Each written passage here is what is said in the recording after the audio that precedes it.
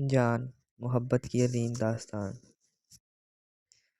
यही है परवेज़ भाईजान का कमरा, आप आराम करें। शुक्रिया, जवाब में याद ने कहा और मेरे करीब से गुजर गया। मैं दिल ही दिल में इसकी खामोशी पर खोलती हुई पर वापस मुड़ना ही चाहती थी कि बस अचानक ये याद ने मेरा हाथ पकड़कर मुझे एक झटके से अंदर खींच लिया और बगैर किसी रुकावट के सीधी उसके साथ जा लगी। वो ये अचानक सा हुआ था, मगर जैसे ही मुझे होश आया मैंने शर्मा कर अलग होने की कोशिश की तो याद ने बाजू का आसार तंग करते हुए सरगोशी की, कहाँ भागी जा रही हो आयशा डियर। मैं चुप रही तो यार ने फिर कहा, इतनी दूर से सिर्फ तुम्हारे लिए आया हूँ। आज सुबह ही हसन अब्दाल से घर पहुंचा तो परवेज़ यहाँ आने की तारीफ में था। मैंने उसके साथ आने का फैसला किया। बहुत लंबा अरसा तुम्हें देखे बगैर गुजर गया था। मेरा ख्याल है 10 साल से मैंने तुम्हें नहीं देखा। मगर वो रुका तो मैंने सर उठाकर उससे देखा और यार ने मुस्कुराते हुए कहा, मगर वो दोनों जो तुम्हारी बहुत गहरी सहेलियाँ हैं वो तुम्हें बातें करके मेरे दिल में तुम्हारी जगह दिखाती रहती हैं और मेरे इश्तिहाद को बढ़ाती रहती हैं। जब भी इतनी जल्दी चले आए, मैंने सिर्फ दिल ही में सोचा और बालों के सार से निकलने की कोशिश की तो यार ने पूछा, क्या तुम्हें मेरा आना अच्छा नहीं लगा? मैंने तरफ कर सर उठाया। वो ये क्या पूछ रहा था? वो जिसका होश संभालते ही मैंने इंतजार करना शुरू कर दिया था। वो कह रहा था कि तुम्हें मेरा आना अच्छा नहीं लगा। मगर जवाब में मैं अब भी खामोश थी। क्या देख रही हो? अयाज ने मुझे मुसलसल अपने चेहरे की तरफ देखते हुए आकर पूछा तो मैंने निगाहें झुका ली। आयशा, मैंने तुमसे जो कुछ पूछा है क्या जवाब देने का मूड नहीं? या आयशा अम्मा ने आवाज़ देकर बड़ी मुश्किल आसान कर दी और मैं जवाब दिए बगैर खुद को चुरा कर बाहर भाग गई। इतनी देर लगा दी, क्या कर रही थी वहाँ? अम्मा ने पूछा। अम्मा बिस्तर की चादर और तकिए के गिलाफ मैले हो रहे थे। सोचा मेहमान है बदल दूँ, बस उनको बदलने में देर हो गई। मैंने वजाहत की, छोटी सी सही सही मगर अम्मा को मुतीन भी तो करना था। मगर फिर मैं भागकर अपने कमरे में आई। शुक्र है अम्मा ने मेरा चेहरा गौर से न देखा था जो हमारे खुशी और जज्बात की शिद्दत की सुर्ख हो रहा था तप रहा था। मैं यास की बातें याद करके मुस्कुराने लगी। बेशरम कैसे मुझे खींच लिया था और इतना बेवकूफ़ है, मुझसे पूछ रहा था कि मुझे इसका आना अच्छा नहीं लगा क्या? मेरे चेहरे पर रक़्स करती खुशी उसने नहीं देखी। खुशी से मुस्कुरा दिया। अगर याद से मुझे मोहब्बत थी तो याद भी मुझसे मोहब्बत था और ये बहुत समा प्यार उसके दिल में मेरी नंदों ने पैदा किया था। मुझे अपनी नंदों पर ढेरों प्यार आ गया। आयशा, अम्मा ने फिर आवाज़ दी तो मैं अपने कमरे से बाहर निकल आई। जी अम्मा, मैंने उसके करीब बैठते हुए कहा, रात के खाने में क्या बनाना है? अम्मा ने पूछा। मुझे क्या पता अम्मा, कहने को मैंने कह दिया मगर चाह रहा था कि दुनिया भर के पकवान बनाकर उसके सामने रख दूँ। ताहम मजबूरी ये थी कि मुझे अभी कुछ भी पकाना नहीं आता था। अगर मुझे इसके अचानक आने का पता होता तो न जाने क्या क्या पकाना सीख लेती।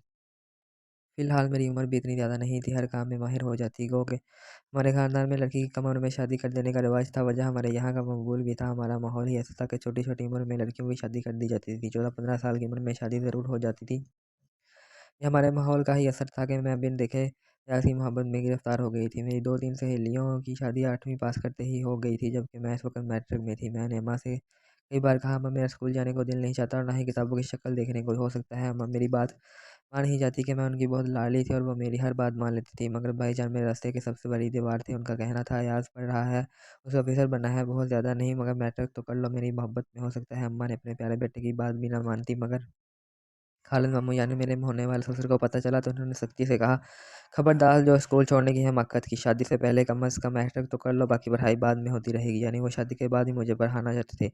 उनकी बात सुनकर मेरा दिल चाहा फूट कर रो दूं, मगर कोई फ़ायदा नहीं था। मैं अच्छी तरह जानती थी मामू खालिद की बीवी अनपढ़ थी, मगर शादी के पहले साल ही उन्होंने 2 काम किए थे। एक तो एक बेटी को जन्म दिया, दूसरा मामू ने इनको खुद तैयारी करवाकर मैट्रिक का इम्तहान दिलवाया था। इसके बाद भी मामू ने पढ़ाई का ये सिलसिला जारी रखा था और मम्मी को भी बीए करवाने के बाद कहीं छोड़ा था। मामू के जाने के बाद मैं खूब रोई थी, अम्मा को दिखाने के लिए, भला ये भी कोई बात है, दिल ना भी हो तो चाहे तो पढ़ो। पढ़ लिख कर मुझे कौन सा यास की तरह ऑफिसर बनना था। मगर अम्मा ने मेरे रोने से मुतासिर हुए बगैर कहा, अगर यास से शादी करना चाहती हो तो खूब पढ़ो। यही वजह है कि मैंने स्कूल जाना तो ना छोड़ा, मगर पढ़ाई भी कुछ खास ना करती थी, जिसकी वजह से 9वीं में मुझे फेल कर दिया गया। तो मैं बहुत खुश हुई तो ये लोग लाजमी मुझे स्कूल से उठा लेंगे। मगर अम्मा ने एक बार फिर मेरे साथ दुश्मनी की और हेड मास्टर से बात करके हमेशा की तरह मुझे नई क्लास से यानी 10वीं में दाखिल करवाया। मगर अब की बार हेड मास्टर ने साफ कह दिया कि मैट्रिक बड़ा इम्तहान होगा। हाँ, इस स्कूल से बाहर बोर्ड का अब इसको इम्तहान करना होगा। करेगी, अब ज़रूर करेगी मेहनत, अब इसका भाई फारिग होकर आने वाला है, इसको कहूँगी वो इसको पढ़ा दिया करेगा। अम्मा ये कह रही थी, मैं चुपचाप बैठी दांत पीस रही थी। ये सब घर वालों की कोशिशें ही थी जो मैं फेल होने के रिकॉर्ड कायम करने के बावजूद अभी तक स्कूल में थी, जबकि मेरी सहेलियाँ अपने घरों का बात कर रही थी। आयशा, तो तू सोच में पड़ गई। अम्मा की ये बात मुझे होश में खींच रही तो वो कुछ कह रही थी। चंद महीनों से उनके हाथ पर दाने से निकल आए थे जो किस तरह ख़त्म होने में नहीं आते थे। यह हालत देखकर अम्मा ने मुझसे कहा था, अब तुझे खाना पकाना सीखना होगा। मैंने साफ साफ कह दिया था, अगर आप चाहती हैं कि मैं खाना पकाना सीख लूँ तो फिर स्कूल को छोड़ना। बस बस रहने दो अम्मा ने बिगड़ हद हो गई नालायकी की। बात कोई करो, फ़ौरन स्कूल दौड़ने की धमकी। फिर मुझसे मायूस होकर इन्होंने किशोर को देखा को रख लिया था खाना बनाने के लिए। बे औलाद औरत थी और अब रहती भी हमारे घर में थी। अगरचे घर में एक और नौकरानी नूरी भी थी, मगर बस सफाई वगैरह करती थी। खाना सिर्फ किश्वर ही बनाती थी। मैं किश्वर को बुला कर लाई तो अम्मा ने कहा, सुनो किश्वर, डब्बे में से 2-4 मुर्ग निकाल कर ज़िबा कर लो। रात का खाना बहुत अच्छा होना चाहिए। सालन रोटी के साथ पुलाव भी बनाना और खीर भी ज़रूर बनाना, मगर बल्कि खीर अभी से बना के रख दो ताकि रात तक ठंडी हो जाए। अच्छा अप्पा जी, किश्वर ने कहा तो मैं जल्दी से बोल पड़ी। अम्मा भाईजान आते हैं तो उनसे कहना वो कसूर शहर से तली हुई मच्छी और कबाब भी ले। हाँ हाँ क्यों नहीं, बस तुम याद दिला देना जब परवेज आए। अम्मा ने कहा। मैं उठकर बावर्ची खाने में आगे निगरानी के लिए कुछ मैं सब कुछ अपनी नज़र के सामने तैयार करवाना चाहती थी ताकि कोई कसर न रह जाए। किश्वर ने बहुत किया, आयशा बीबी तुम चली जाओ, मैं सब चीज़ें बहुत अच्छी तरह बनाऊंगी, मगर मैं वही एक चौकी पर बैठ गई और इसका काम को करते देखती रही।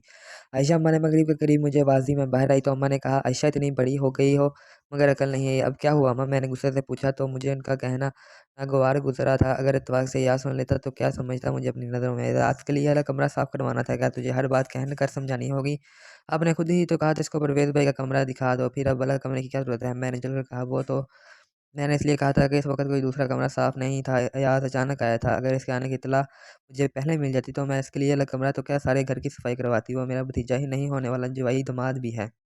अम्मा मोहब्बत भरे लहजे में कह रही थी। अम्मा की बात सुनकर मैं शर्मा गई। सारा गुस्सा जाता रहा और मैंने मोहब्बत से अम्मा के गले में बाहें डालकर कहा, अम्मा आप तो अब आराम से नमाज पढ़ें, मैं अभी 2 मिनट में कमरा साफ करती हूँ। ये कहकर मैं भागकर अंदर आई। मेरी जहेज के जो सामान बनाकर पेटी में रखा हुआ था उसे खोलकर मैंने पलंग के चादर, लहाफ और तकिए निकाले। फिर नूरी के कमरे की सफाई करवाकर चादर पलंग पर बिछाई, लिहाफ रखकर बाहर आई ताकि अम्मा को बता सकूं कि मैंने यास के लिए कमरा साफ करवा दिया है। मगर मुझे दरवाजे पर ही रुक जाना पड़ा। भाईजान बकार से आ चुके थे और शायद यास भी उठ चुका था, क्योंकि अब्बा के साथ बातें करते करते वो पेश पेश था। वो अब्बा को बता रहा था, मेरी तलीम खत्म हो गई है, बर्तल आते ही लेफ्टिनेंट भर्ती होकर ड्यूटी पर चला जाऊंगा। हम चंद महीने बिल्कुल फारिग हूँ। आयशा अम्मा ने शायद मुझे खड़ा देकर कहा, चल जल्दी से खाना लगा दे। मुझे पता था अम्मा को भूल जानने की आदत है, इसलिए नूरी से कहा वो अम्मा से जाकर कहे भाईजान को शहर भेजकर तली मछली और कबाब मंगवा ले। नूरी ने अंदर जाकर ऐसा से सारी बात अम्मा के कान में कह दी। इसकी बात सुनते ही अम्मा ने कहा, परवेज तुम शहर से मछली और कबाब तो ले आओ। किस लिए? भाईजान ने कहा, और मैं दांत पीस रह गई। इनकी मोटी अकल पर रोना भी आया क्योंकि उन्हें सामने बैठा मेहमान अयाज नजर ना आ रहा था। अरे भैया याद आया है इसलिए, अम्मा ने लहजे में शहद भरकर कहा। अपने मैके के तो कुत्ते भी प्यार आता है, ये तो फिर मेरा भतीजा है। अरे छोड़ो अम्मा, कल ले आऊँगा। अयाज भी चंद दिन रुकेगा यहाँ। आज तो मैं थक गया हूँ। आज आप आयशा से कहें जो पका है वही ठीक है। भाईजान ने सामने बैठे अयाज की परवाह ना की। मेरा जी रोने को चाहने लगा। अजरा जब भी आती कभी मछली कभी दही बड़ों की फरमाइशें करती थी और भाईजान मोटरसाइकिल की चाबी उठाते हुए कहते, बस ये समझ लो यूं गया और यूं आया और बाहर निकल जाते हो। वो इनकी मुंगेतर थी ना, भागे भागे जाते थे इसलिए। और मेरा मंगेतर दफ्तर। मैंने फिर अम्मी की आवाज़ सुनी, अरे बहुत रहे, फिर भी तुम जाकर कबाब और मछली ले आओ। कितने बरसों बाद मेरा भतीजा आया है। अम्मा ने प्यार प्यार भरी नज़रों से याद को देखते हुए मेरे दिल की बात की। छोड़िए पुप्पी जान, परवेज ठीक कह रहा है, अभी मैं कुछ दिन यहाँ ही हूँ, फिर किसी दिन खा लूँगा। याद ने कहा तो अम्मा ने खाना लगाने का हुक्म दे दिया। मैंने नूरी को दूसरे कमरे में दरी बिछाने को कहा और खुद किश्वर के साथ खाना लगाने लगी। नूरी ने सारा खाना लगा दिया तो मैंने कहा, अब आप इनको बता दो कि खुद वहीं खड़ी होकर चीज़ों का चाचा देने लगी, जबकि दिल ही दिल में मुझे भाईजान पर शदीद गुस्सा आ रहा था। वो सबके साथ बड़ी शराफत से खाना खाने वाले कमरे में आया और मुझे देखे बगैर शरीफाना अंदाज में भाईजान के साथ बैठ गया। अब्बा अम्मा भी बैठ गए, मगर मैं खड़ी रही तो अम्मा ने कहा, आयशा तूने नहीं आएगी, अब बैठ तू भी खा ले हमारे साथ ही। अम्मा मुझे भूख नहीं, मैंने भाईजान की मिठाई पर दांत पीसते हुए कहा। तो याद ने नज़र उठाकर मुझे देखा। याद अपनी प्लेट में सालन निकालने लगा और मुझसे मजीद वहाँ खड़ा न रहा गया। मैं बाहर आ गई। मेरा दिल तो इसको देखते ही धक धक करना शुरू कर देता था। नूरी को अंदर बेचकर मैं बाहर वाले कमरे में बैठी उसकी बातें सुनने लगी जो खाना खत्म होने ही शुरू हो गई थी। किशोर चाय बनाकर लाई तो याज ने कहा, यार परवेज मैं तो रात के खाने के बाद काफ़ी और सिर्फ कॉफ़ी पीता हूँ, उनसे कहो मुझे कॉफ़ी बना दें। यार यार यहाँ हमारे घर में कॉफ़ी नाम की कोई चीज़ नहीं है, कल ले आऊँगा। और तू कल ला कर देगा, आज क्या करूँ? यार ने अम्मा को देखते हुए कहा, यार अगर बहुत बड़ी है तो मैं शहर चला जाता हूँ। भाईजान ने उठते हुए कहा, नहीं नहीं इस वक्त 8 बज रहे हैं, रात हो चुकी है, मैं तुम्हें शहर नहीं जाने दूँगी। अम्मा ने जल्दी से कहा। फिर अयाज से बोली, पुत्र आज गुजारा कर लो, कॉफ़ी की जगह दूध पी लेना, लेकिन मैं अयाज से तुम्हें मंगवा दूँगी। और अयाज चुप हो गया। मैं इश्तियाक से सोचने लगी, ये कॉफ़ी क्या होती है? कल आई तो मैं भी पीकर देखूंगी। वो फिर से बातों में मसरूफ़ हो गए। अचानक अब भाईजान उठते हुए बोले, भाई मैं तो अब सोऊंगा, सुबह मुझे एक ज़रूरी काम से लाहौर जाना है। भाईजान चले गए तो बाकी सब लोग भी उठ गए और ये भी अच्छा हुआ कि यास को कमरा दिखाने अम्मा खुद इसके साथ गई थी। इसको छोड़कर अम्मा वापस आई तो मैं खाना खा रही थी। अम्मा ने मुझे देखा, कहा, यास को याद से दूध का गिलास दे आना या अपनी नूरी के हाथ भेज देना। अच्छा अम्मा, मैंने कहा और खाने में मसरूफ रही। खाने से फारिग हुई तो नूरी बर्तन उठाने लगी। पहले जी में आया कि इसे कह दूं कि यास को दूध का गिलास दे आना, मगर फिर दिल के हाथों मजबूर होकर मैंने खुद जाने का ये फैसला किया। मैं सोने से पहले एक बार फिर इसको देखना चाहती थी और दो चार मीठी मीठी बातें करना और सुनना चाहती थी। दूसरा गिलास लिए मैं बगैर दस्तगीर के कमरे में चली गई। वो कपड़े बदल चुका था और शायद सोने की तैयारी में था, मगर देखकर उसने होंठ भींच लिए। मैंने कहा, अम्मा ने कहा था आपको दूध दे आऊं। मैंने गिलास आगे किया। वहाँ मेज़ पर रख दो, याद ने बिस्तर पर बैठते हुए कहा। मैंने गिलास मेज़ पर रखा और वापस मुड़ गई।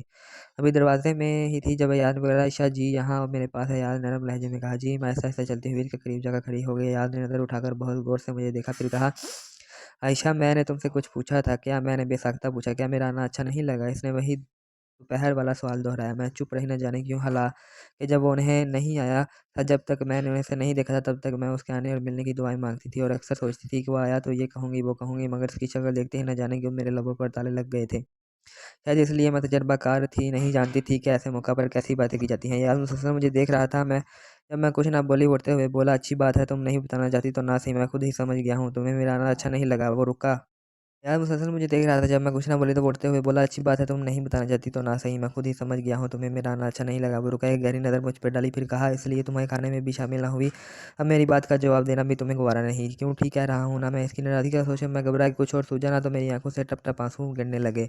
अरे अरे, ये क्या कर रही हो यार? बौखला कर बोला और मैं रोती गई। आप गलत बात जो समझ रहे हैं, मैंने रोते हुए गुस्से से कहा। ओह, वो मुस्कुराहट दबा गया, मगर मैंने देख लिया था। अच्छा तो फिर कहो, तुम्हें आना अच्छा लगा है? याद ने बालों से पकड़कर मुझे करीब बैठाते हुए पूछा। हाँ, बहुत अच्छा लगा है, मैंने बड़ा मुश्किल ये सोचकर कहा कि कहीं वो फिर खफा ना हो जाए। मेरी बात सुनते ही याद समझने लगा और मैं समझ गई वो अब तक मुझे जानबूझकर तंग कर रहा था। ये सोचते ही मैं शर्मा गई। बेवकूफ़, इसमें भला रोने की क्या बात है? यार ने शरारत से मुस्कुराते हुए कहा। मुझे अच्छी तरह मालूम है मेरी आमद की ख्वाब तुम सोचते जागते उठते बैठते देखा करती थी। क्यों? ठीक कह रहा हूँ ना? मैं शर्मा गई और समझ गई ये बात भी मेरी नंदों ने बताई होगी। तहाँ मैंने कहा, यह सब मालूम होने के बावजूद आप कौन सा जल्दी चले आए? मैं तुम्हारे मेरी तरह डिस्टर्ब नहीं होना चाहता था। एक बार तुम्हें देख जाता, फिर बार बार तुम्हें देखने को दिल चाहता है। ऐसी हालत में पढ़ाई मुश्किल हो जाती है। याद ने मुस्कुराकर कहा। मैं भी मुस्कुरा दी। कुछ वक्त यूं ही गुजरा, फिर अचानक याद ने पूछा, अरे हाँ, ये बताओ तुम्हारी पैसी पढ़ाई कैसी जा रही है? और मैं जो मजीद प्यार भरी प्यारी बातें सुनने की ख्वाहिशमंद थी, एकदम नागवारी से मुंह बनाने लगी। भला ये सब पढ़ाई का क्यों पूछते हैं? पढ़ोगी तो अपने लिए पढ़ूंगी ना, अपने लिए। फिर ये लोग ओह पढ़ाई, मैंने दिल में कहा। भाई, हाँ भाई, बताया नहीं तुमने? याद ने फिर पूछा तो मैंने जलकर कहा, फिक्र ना करें, मैट्रिक तक ज़रूर पढ़ूंगी, इम्तहान में चाहे फेल ही हो जाऊँ। इसका मतलब है मैंने तुम्हारे बारे में ठीक ही सुना था क्या? मैंने गुस्सा जब्त करते हुए पूछा। यही कि तुम्हें पढ़ने का शौक नहीं। याद ने संजीदगी से मुझे देखा और कहा, तालीम अच्छी चीज़ है, जॉब करनी हो या ना करनी हो ये अलग मसला है, मगर मेरा नहीं जी चाहता पढ़ने को। मैंने साफ साफ कह दिया। बुरी बात है, पढ़ना तो होगा तुम्हें। याद की संजीदगी में ज़रा बराबर फ़र्क ना आया। ठीक है, स्कूल जाती रहूंगी, बाकी जो अल्लाह को मंजूर। पढ़ाई मेहनत से होती है। देखो, कभी ज़िंदगी में ऐसा मुकाम भी आ जाते हैं औरत को खुद अपने घर का बोझ उठाना पड़ता है। मतलब क्या है आपकी इन बातों का? नौकरी ज़रूर करवाएंगे आप मुझसे?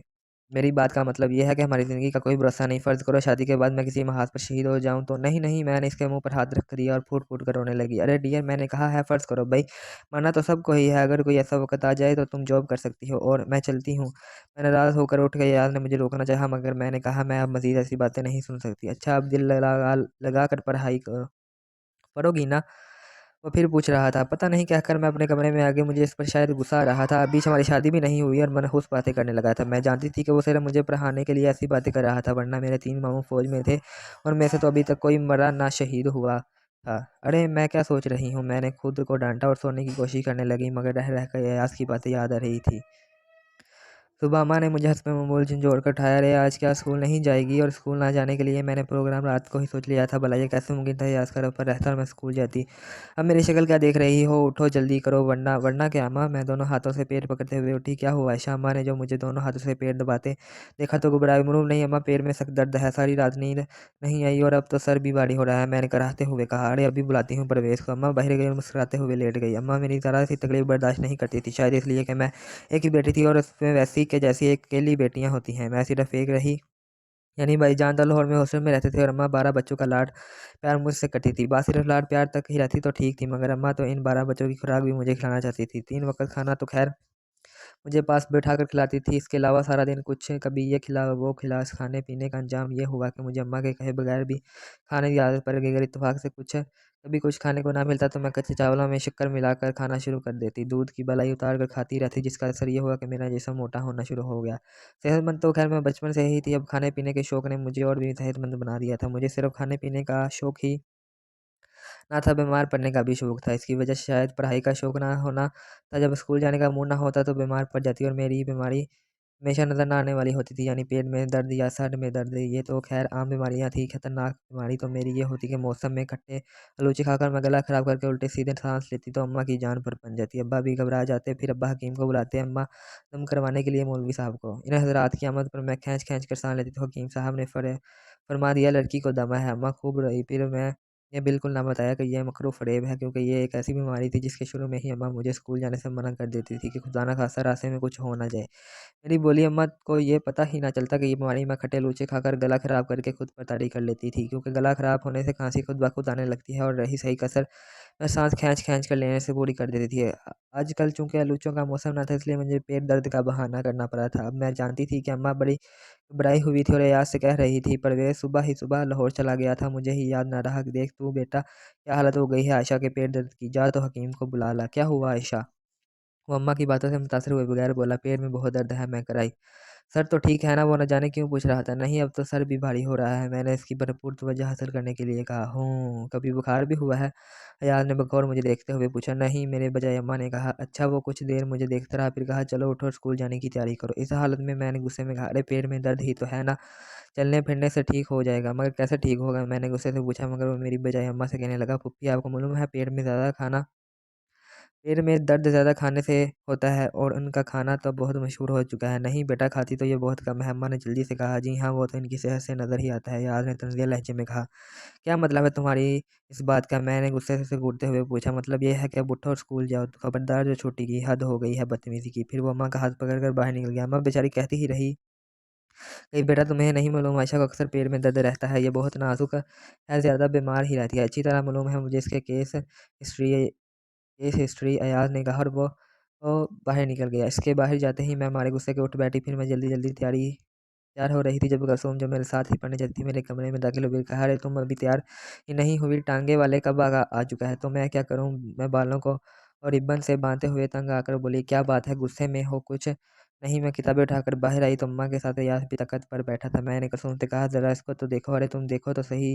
और वो जब वो अय्याज को देख रही थी, अम्मा की नज़र मुझ पर पड़ गई। नाश्ता कर लिया आयशा? अम्मा ने ममता में भरे लहजे में पूछा। मुझे भूख नहीं है, मैंने गुस्से से कहा। वो भी अय्याज की बातों में आकर मुझे अकेले छोड़ गई थी, और फिर कौन सी क़यामत आ जाती अगर मैं एक छुट्टी कर लेती। नाश्ते में भूखा क्या काम? अम्मा भी फिर अपनी ममता से मजबूर होकर बोली, किश्वर साथ ले जाने के लिए कुछ दे दो। पुप्पी रहने दे, पेट में दर्द हो तो सारा दिन भूख नहीं लगती। वैसे भी पेट का दर्द का सही इलाज यह है कि बंदा एक पूरा दिन फाका करे, फिर कभी पेट दर्द नहीं होगा। इसने मुझे देखते हुए कहा। मैं पाँव पटकती आगे बढ़ गई। टांगे में बैठते हुए कुलसूम ने पूछा, कौन था ये आयशा?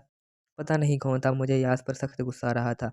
फिर मुझे क्यों दिखा रही थी? दिमाग ख़राब हो गया है मेरा। मैं गुस्से से बोली, मगर कुलसूम मेरे गुस्से की परवाह किए बगैर बोली, अब सीधी तरह ये क्यों नहीं कहती हो कि बताना नहीं चाहती? मैं चुप रही तो कुलसूम ने कहा, आखिर ये गुस्सा है किस बात का? अयास।